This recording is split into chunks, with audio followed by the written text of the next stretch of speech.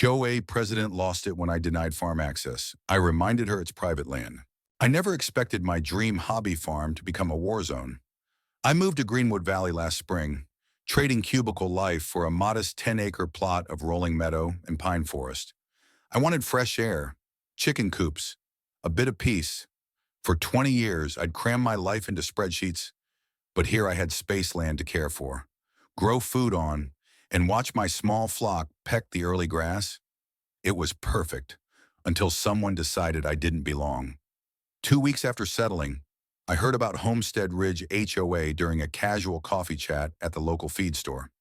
Karen, the president, was praised for keeping things tidy. Nobody mentioned they didn't technically own any of the land, just controlled it. I kept my distance. Then, one morning, I found her at the gate. "Your chickens are crossing property lines," she announced, voice sharp, nodding at my hen house near the edge of my land. "That's against community rules. Section 3B, you need to relocate them now." I blinked. My property lines were well marked and surveyed. My chickens roamed entirely within. "They're on private property," I said. "Adjacent properties fall under common grazing rules," she replied, clipboard raised like a shield. I sighed. Was I really arguing chicken boundaries? But when she nodded imperiously and said, "I'll follow up if you don't comply," I felt something inside tighten. The next day, I found official-looking violation letters pinned to my barn door. Notice of breach livestock encroachment onto Homestead Ridge common land. Fine $200 day until remedy. They looked stamped, numbered, bureaucratic. They weren't real, but they rattled me. I reached out to a knowledge-savvy neighbor, Dana, who'd lived here for decades, over iced tea on her porch. She admitted she'd also received similar notices about a koi pond skirting the HOA's imaginary greenbelt. She reluctantly paid $400 once, only to have them demand $50 more the next week. Something was off. That night, I did what I always did: research. I pulled up county records, HOA bylaws, property surveys. Then I saw it, a printed map tucked in the letters, colored zones, overlapped lines, and my property marked as grazing encroachment. It looked official enough to intimidate, but cross-referencing county maps showed those zones didn't legally exist. The HOA had mapped common land onto privately owned pasture and forest. They'd built a system of fake rules to fill the gaps.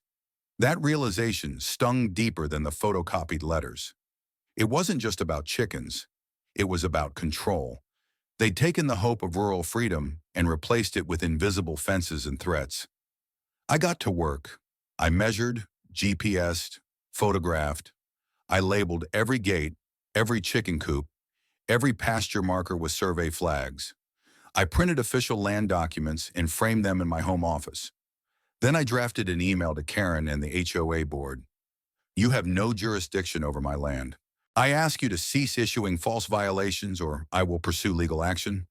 Hit send. I felt the field's breeze, hoping it would carry away the tension. Then I saw my birds, pecking peacefully in the morning light. That's when I understood this wasn't just about property, it was about identity. Defending the land meant defending the life I built here. And if someone tried to steal that, they'd meet resistance. The first wave of retaliation came faster than I expected. A week after my email, 2 uniformed security guards I'd never seen before rolled up in a white SUV with Homestead Ridge Community Safety printed on the side. They parked just outside my gate, engine idling, blocking my gravel driveway like sentinels. I walked down the slope slowly, boots crunching dry dirt, heart thudding. "Can I help you?" The driver, a man barely out of high school, said flatly, "We're here to inform you your farm is under HOA review for environmental violations." My mouth twisted into a bitter smile. That's funny. I didn't know a fake HOA had jurisdiction over the environment. He paused, clearly not expecting me to push back. I pointed at the edge of my pasture. "That's the county line. That's the plat. That's my land. And you, boys, are trespassing." The younger one glanced at his partner. Then they left. Not a word. That weekend, a printed flyer landed in every mailbox across the neighborhood. Warning non-compliant property in Greenwood Ridge. A resident is currently refusing to observe HOA guidelines concerning land use, animal management, and shared access rights. For the safety and aesthetic of our community, please report any further breaches to HOA President Karen Stillwell. They'd made me a target. I learned that the flyers weren't just misinformation, they were designed to pressure neighbors into isolating me. Some neighbors who used to wave at me now turned away. Two of them stopped buying my eggs. Dana, ever loyal, brought over a basket of fresh cucumbers and a bottle of wine and said only, "They're trying to choke you out." I believed her. I decided to dig deeper. Late one evening, I drove to the county records office and requested all filings for Greenwood Ridge HOA. What I found stunned me. The HOA had been registered years ago as a voluntary neighborhood association designed to handle only beautification projects and trash collection. But when Karen Stillwell became president, she pushed through changes to the charter without a vote. The new bylaws claimed dominion over land outside the subdivision, including several privately owned plots that predated the neighborhood entirely, mine included. They had printed custom letterheads, hired a security firm, and sent out fines to unsuspecting residents. Most paid, fearing legal trouble. A few, like Dana, had tried to resist but didn't have the energy or evidence. They weren't an HOA. They were a paper tiger in a porcelain crown, and Karen was sitting at the top. The real dagger came when I discovered the land behind my north fence, 4 acres of undeveloped hillside, had been the subject of a rezoning request 6 months ago, submitted by Karen Stillwell. She claimed the land was community access land, intending to turn it into a heritage garden and event lawn, and she was lobbying the county for a public grant to fund it. Only problem, it wasn't her land, it was mine. I called the zoning office. "Ma'am, are you the property owner of parcel 448B? "Yes," I said. "Well, then you might want to come down here. You've got someone trying to reclassify it without your signature." The next day, I showed up with full documentation, met with the county clerk, and blocked the rezoning request. The clerk looked genuinely shocked when I told her what was happening. "I've seen shady HOAs before," she said, "but never one trying to annex someone else's land outright." I returned home, heart pounding. That night, I installed trail cameras. I replaced the gate lock. I backed up every document to the cloud and started drafting a complaint to the state attorney general's office. But nothing prepared me for what happened next. It was 2:43 a.m. when the motion sensor camera pinged me. Someone was on my property. The footage showed 3 figures in hoodies trying to clip my back fence. The next morning, I filed a police report. No arrests were made, but the message was clear. I was no longer just a non-compliant neighbor. I was a threat to their fantasy, and Karen would not tolerate it, but neither would I, because that hill, that dirt, those trees I'd worked too long, too hard, to let someone take them by force or fiction. They thought I was some mild-mannered gardener, but I had roots here now, and I was about to start digging theirs up. The morning Karen trespassed onto my land with a clipboard and a cameraman, I knew we'd reached a new level of absurdity. I just finished repairing the fence line they'd clipped 2 nights ago. I was sweaty, angry, and wearing a shirt that read, "My land, my rules." Fitting, in hindsight. Karen marched up the gravel path flanked by 2 younger HOA members, one filming on a phone, the other holding a laminated community restoration sign. "This is an official HOA inspection," she said coldly. "We've received several complaints about your soil runoff threatening the lower subdivision." I stood there, shovel still in hand. "Soil runoff?" I asked. She pointed to the shallow ditch I dug to divert water from my orchard. "That ditch leads directly to our watershed." "It leads to my pond," I said, "which is entirely on my land." "We'll see about that," she replied. The cameraman zoomed in on the ditch. I later learned she edited that footage to show environmental abuse and posted it on the HOA's internal site with dramatic music and captions like "Negligence next door" and "Who watches the farmers within hours." I started receiving emails from neighbors I'd never met, accusing me of endangering the community. One anonymous email included a death threat to my livestock. Dana printed it, handed it to me silently, her lips trembling. "This has gone too far," she said. "They've crossed a line." That's when I went public. I started a blog, Greenwood Grounded, and posted everything, the fake violations, the false zoning application, the trespassing footage, the map overlays showing the HOA's imaginary lines, Karen's restoration project that included a budget proposal naming herself as the project manager, paid from a fake HOA fund. Within days, the blog exploded. Local news picked it up. Then regional media. One day, my phone buzzed with a call from a journalist in Austin. "Would you mind if we interviewed you about the fake HOA and the land grab?" I said yes, and everything changed. That weekend, Karen held what she called a community healing event in the park. In reality, it was a press conference. She stood before the cameras, lips pursed, with a concerned neighbor's sash and tearful eyes. "This resident," she said, gesturing vaguely, "has misrepresented our community. We only ever wanted to protect our environment and maintain standards. It's heartbreaking." I was watching from my truck, parked just down the slope. I stepped out, holding a folder. "I'd like to submit this into public record." I said to the reporter, "A letter from the state land office confirming the HOA has no jurisdiction over my property." Karen froze. The reporter turned to her. "Would you care to respond to this?" Karen stammered something about interpretation and spirit of the bylaws, but her voice cracked. For the first time, her mask slipped. A week later, I was contacted by an anonymous source. They had worked on the HOA's committee in 2021, back when Karen began drafting what she called the Phase 3 annexation plan. According to them, Karen's real aim was to gradually absorb adjacent private land through pressure and zoning petitions, then flip the parcels to a developer she was secretly tied to. The pieces fell into place. Karen wasn't just power hungry. She was land hungry, and the HOA was her battering ram. I gathered affidavits. 3 neighbors joined me, Dana. Mr. Hilburn from 2 parcels east, and a young couple whose new solar panels had mysteriously been flagged as glare hazards. We formed a group, Protect Greenwood Valley. We held town halls. We wrote op-eds. And one by one, the veil of legitimacy Karen had built began to unravel. But the storm wasn't over yet.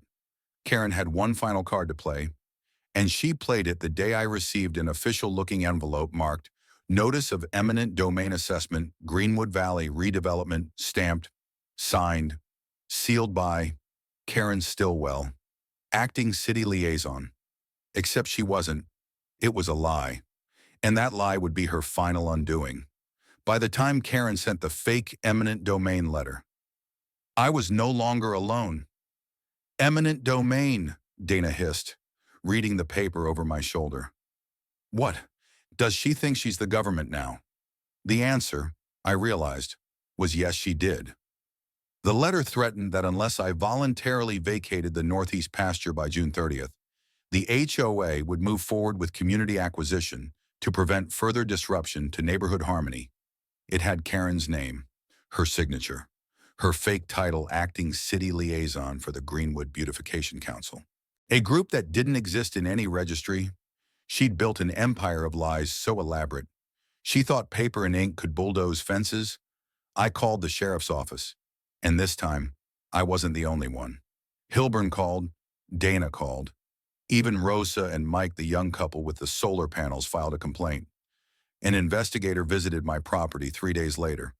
His name was Deputy Marlin, and he looked like a man who'd seen enough HOA drama to last 3 lifetimes. He sat on my porch, drank my coffee, and said, "This Karen, she thinks she can create her own government." I nodded. "Well," he said, patting his badge, "she just trespassed into mine." 2 weeks later, the sheriff issued a cease and desist order against Karen Stillwell and the Greenwood Ridge Homeowners Governance Board, citing unlawful impersonation of municipal authority, harassment, and attempted fraudulent rezoning. But Karen wasn't done. The day after the order arrived, she doubled down. She hosted a groundbreaking ceremony for the so-called Greenwood Heritage Pavilion, right at the edge of my north pasture. There was a red ribbon, a banner, and unbelievably a hired string quartet. I watched from my ridge, stunned. I could see the earth churned by the illegal bulldozer. The broken irrigation lines I'd installed years ago now spurting water across the trampled garden rows. And there she stood, smiling for the cameras, declaring, "This is a victory for community cohesion." That was when I made the call, not to the sheriff this time, to my lawyer. Her name was Linda Madsen, and she was a local legend, former prosecutor, fourth-generation ranch owner, and absolutely no patience for HOA thuggery. I laid everything out: the forged documents, the false claims, the harassment, the cameras, the zoning fraud. When I finished, she sat back, crossed her arms, and said, "How much of this do you have in writing?" I handed her a thick folder. She smiled. "Oh, Karen," she whispered, almost gleeful. "You messed with the wrong dirt." The lawsuit was filed the next day. Stillwell et al. v. Marlowe, of course, was me, the landowner, the farmer, and now the plaintiff. The claims were as follows: civil harassment, fraudulent misrepresentation, unauthorized use of municipal titles, trespassing, environmental damage, attempted illegal annexation, emotional distress, destruction of agricultural equipment. The local news picked it up immediately. Then it went viral. Karen tried to fight back with a counterstatement. "These claims are outrageous. We only act in the best interest of Greenwood Ridge." But no one bought it. Not after the sheriff confirmed she'd never held any government role. Not after zoning commissioners released a statement saying they had never approved her development plans. And especially not after I posted drone footage of the half-built gazebo rotting in the rain, surrounded by snapped trees and ruined fencing, with the caption, "This is what neighborhood harmony looks like." The final straw came during the deposition. Linda Madsen sat across from Karen, cool and calm, sliding each document across the table like a dagger. The fake zoning application, the falsified HOA bylaws, the email she sent to the security firm calling me a known agitator with possible militant tendencies. Karen paled. Her lawyer whispered frantically. But the damage was done. By the end of the week, her HOA board had resigned. The developer she was working with pulled out, and Karen, she disappeared. Some said she moved to Arizona. Others claimed she was living with a cousin in Michigan. All I knew was the gazebo was still rotting on my land, and she wasn't coming back to finish it. The lawsuit never went to trial. Karen's team, seeing the mounting evidence and the growing media pressure, quietly reached out with a settlement offer. My attorney Linda smirked when she opened the email. "They're waving the white flag," she said, "but it's not nearly enough." After a week of negotiations, I agreed to terms that included full reimbursement for all land damage, fencing, and lost crops, a public written apology from the former HOA governance board, legal acknowledgement that the HOA had no jurisdiction over my property now and forever, an agreement to disband the fake HOA structure within 30 days. With public record of dissolution, the apology was published in the Greenwood Weekly Chronicle. It was short, but it was enough. Karen's signature sat under it awkward and tight, like she'd signed it with clenched teeth. In the weeks that followed, I watched as the remnants of her empire crumbled. The fake bylaws came down from the community bulletin. The neighborhood Facebook group renamed itself from Greenwood Ridge HOA to simply Greenwood Neighbors. The ridiculous aesthetic patrols ended. Most importantly, people started talking again across fences, porches, driveways. They started asking, "How did this happen? How did we let someone scare us into silence?" Dana had the best answer. "Because we forgot that silence isn't peace." The first real community meeting not run by fear or fake bylaws took place in my barn. Yes, my barn, cleaned out, lit with hanging lanterns, and lined with folding chairs that Hilburn borrowed from the church. I opened the meeting with a single sentence: "I didn't move here to start a fight. I moved here to grow something real." Applause echoed off the beams. We formed a new kind of group, not a homeowners association, but a voluntary community alliance. One with no dues, no mandatory rules, just a shared code. Respect land boundaries. Resolve conflicts face to face, and never let one voice drown out the rest. We called it the Greenwood Ground Alliance. Dana became the communications lead. Rosa and Mike handled sustainability outreach. Even some of Karen's former loyalists, like the guy who once filmed my ditch, showed up to help rebuild fencing they'd once reported as non-compliant. That day, I handed him a hammer. He looked embarrassed. Sorry for, you know. I shrugged. You got played. So did we all. Let's fix it. One of the final acts of that new alliance. We took down the rotting gazebo, Karen's community monument. We tore it apart plank by plank. Then we used the salvaged wood to build a new tool shed for shared equipment. Open to all. We painted a sign above the door. Truth builds. Fear breaks. As summer turned to fall, Greenwood changed. Not perfectly, but better. People ask questions now when someone claimed authority. They read fine print. They stood up for each other. One neighbor told me, when you stood your ground, you gave the rest of us permission to stop whispering. I didn't say much, just nodded, and went back to checking the orchard. The land had suffered. The broken irrigation lines had delayed harvest. The pasture took time to reseed, but the earth, like people, has a way of healing when no one's stomping on it. By October, my apples were back. Crisp, red, sweet. I took a basket to the Sunday gathering, passed them out freely, even gave one to the cameraman who once filmed my ditch. He bit into it and laughed. Best thing that ever grew from a fake HOA, and maybe he was right. Because from that dirt came something rare, community forged by fire, not by control, and freedom earned not through outrage, but through resistance, patience, and truth. Have you ever faced a fake authority or stood up against community pressure? Share your story, your lessons, your thoughts. Let's start building communities where respect is chosen, not coerced.